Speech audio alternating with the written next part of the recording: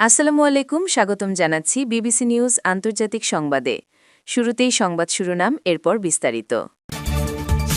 ইরানের নতুন সর্বোচ্চ নেতাকে নিয়ে ঘনীভূত হচ্ছে রহস্য, মুখ খুলল রাশিয়া। যুদ্ধবিরতির অনুরোধ নিয়ে ট্রাম্পের দাবি ভিত্তিহীন। ইরানের বিরুদ্ধে যুদ্ধে যোগ দিচ্ছে আরব আমিরাত। হরমুজ প্রণালী সচল করতে আন্তর্জাতিক সম্মেলনের ডাক ব্রিটিশ প্রধানমন্ত্রীর। দর্শক, এতক্ষণ শুনছিলেন সংবাদ শিরোনাম। এখন বিস্তারিত। আপনি যদি ইসরায়েলের ধ্বংস চান এবং মুসলিমদের পাশে থাকেন, তাহলে ভিডিওতে লাইক করে চ্যানেলটি অবশ্যই সাবস্ক্রাইব করে দিবেন এবং আপনার মূল্যবান মতামত অবশ্যই কমেন্টে লিখে জানিয়ে দিবেন। এখন বিস্তারিত। ইরানের নতুন সর্বোচ্চ নেতাকে নিয়ে ঘনীভূত হচ্ছে রহস্য, মুখ খুলল রাশিয়ায়। ইরানের নতুন সর্বোচ্চ নেতা হিসেবে মোজতবা খামেনির দায়িত্ব গ্রহণের 1 মাস পূর্ণ হতে চললেও এখনও জনসমক্ষে আসেননি তিনি।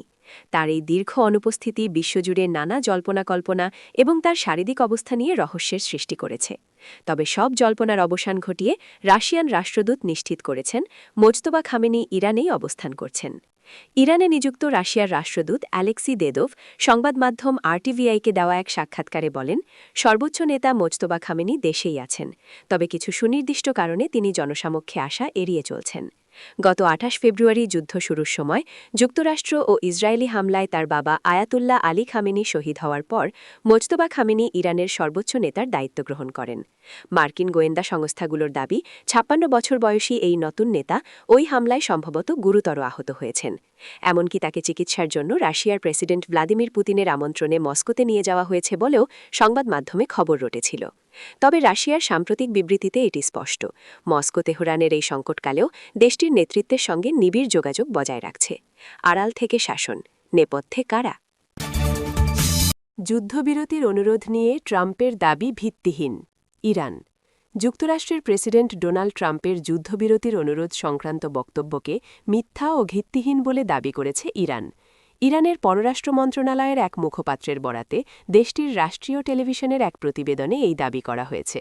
পরে ইরানের সংবাদ সংস্থা আইআরআইবি নিউজের এক প্রতিবেদনে বলা হয়, দেশটির পররাষ্ট্রমন্ত্রী আব্বাস আরাগুচ্চি বলেছেন, তার দেশ যুক্তরাষ্ট্রের কাছে যুদ্ধবিরতির কোনো প্রস্তাব দেয়নি।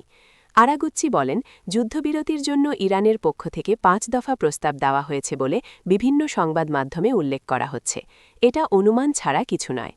আরাগুচ্চি আরও বলেন, যতক্ষণ না আক্রমণকারী দেশকে শাস্তি দেওয়া হচ্ছে এবং ইরানকে পূর্ণ ক্ষতিপূরণ প্রদান করা হচ্ছে, ততক্ষণ পর্যন্ত এই যুদ্ধ চলবে। এর কয়েক ঘণ্টা আগে মার্কিন প্রেসিডেন্ট ট্রাম্প দাবি করেছিলেন, ইরানের নতুন সরকারের প্রেসিডেন্ট যুক্তরাষ্ট্রের কাছে যুদ্ধবিরতির জন্য অনুরোধ করেছেন। নিজের মালিকানাধীন সামাজিক যোগাযোগ মাধ্যম ট্রুথ সোশ্যালে দেওয়া এক বিবৃতিতে ট্রাম্প এ দাবি করেছিলেন, কিন্তু ওই শীর্ষ কর্মকর্তার নাম উল্লেখ না করে তাকে তার পূর্বসূরিদের তুলনায় অনেক কম উগ্রপন্থী এবং অনেক বেশি বুদ্ধিমান বলে উল্লেখ করেন ট্রাম্প। ইরানের বিরুদ্ধে যুদ্ধে যোগ দিচ্ছে আরব আমিরাত। মধ্যপ্রাচ্যের যুদ্ধ পরিস্থিতি এক নাটকীয় মোড় নিতে যাচ্ছে। কৌশলগতভাবে অত্যন্ত গুরুত্বপূর্ণ হরমুজ প্রণালীকে ইরানের দখলমুক্ত করতে এবার সরাসরি সামরিক শক্তি প্রয়োগের প্রস্তুতি নিচ্ছে সংযুক্ত আরব আমিরাত। এ পদক্ষেপ কার্যকর হলে আরব আমিরাত হবে ইরানের বিরুদ্ধে সরাসরি যুদ্ধে লিপ্ত হওয়া প্রথম পারস্য উপসাগরীয় দেশ। ওয়াল স্ট্রিট জার্নালের এক প্রতিবেদন অনুযায়ী, হরমুজ প্রণালীকে বল প্রয়োগের মাধ্যমে উন্মুক্ত করতে জাতিসংঘ নিরাপত্তা পরিষদের একটি প্রস্তাব পাসের জন্য জোর তদবির চালাচ্ছে আবুধাবি। বৃহস্পতিবার 2 মার্চ এ প্রস্তাবের ওপর ভোটাভুটি হতে পারে, যা স্পন্সর করছে বাহরাইন। আমিরাতের সামরিক পরিকল্পনা ও দ্বীপ দখল।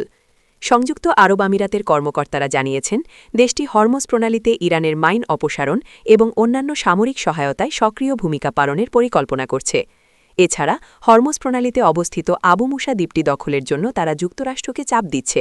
বর্তমানে দ্বীপটি ইরানের নিয়ন্ত্রণে থাকলেও আরব আমিরাত দীর্ঘকাল ধরে এটি দাবি করে আসছে। আমিরাতের পররাষ্ট্র মন্ত্রণালয় এক বিবৃতিতে জানিয়েছে, হরমুজ প্রণালীতে নৌ চলাচলের স্বাধীনতা বজায় রাখার বিষয়ে একটি বৈশ্বিক ঐকমত্য তৈরি হয়েছে। ইরানিদের প্রবেশাধিকারে কঠোর বিধিনিষেধ।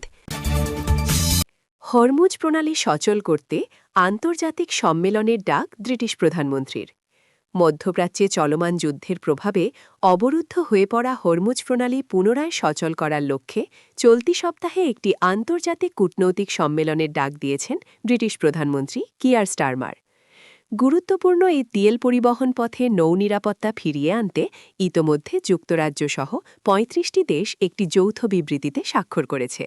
প্রধানমন্ত্রী স্টারমার যেন এই সম্মেলনে নৌ চলাচলের স্বাধীনতা পুনরুদ্ধার, আটকে পড়া জাহাজ ও নাবিকদের নিরাপত্তা নিশ্চিত করা এবং নিত্য প্রয়োজনীয় পণ্যের সরবরাহ পুনরায় শুরু করার জন্য সব ধরনের রাজনৈতিক ও কূটনৈতিক পদক্ষেপ খতিয়ে দেখা হবে। তিনি আরও যোগ করেন, যুদ্ধের অবসান ঘটার পর এই পথকে কিভাবে স্থায়ীভাবে নিরাপদ ও ব্যবহারের উপযোগী করা যায় সে বিষয়ে আমাদের সামরিক পরিকল্পনাকারীরাও আলোচনায় বসবেন। যুক্তরাজ্য ছাড়াও এই জোটে ফ্রান্স, জার্মানি, ইটালি, জাপান ও নেদারল্যান্ডসের মতো দেশগুলো অন্তর্ভুক্ত রয়েছে। স্টারমারের মতে এই যুদ্ধের প্রভাব বর্তমান প্রজন্মকে দীর্ঘকাল বহন করতে হবে, যা ৭০ দশকের জ্বালানি সংকটের স্মৃতি মনে করিয়ে দিচ্ছে।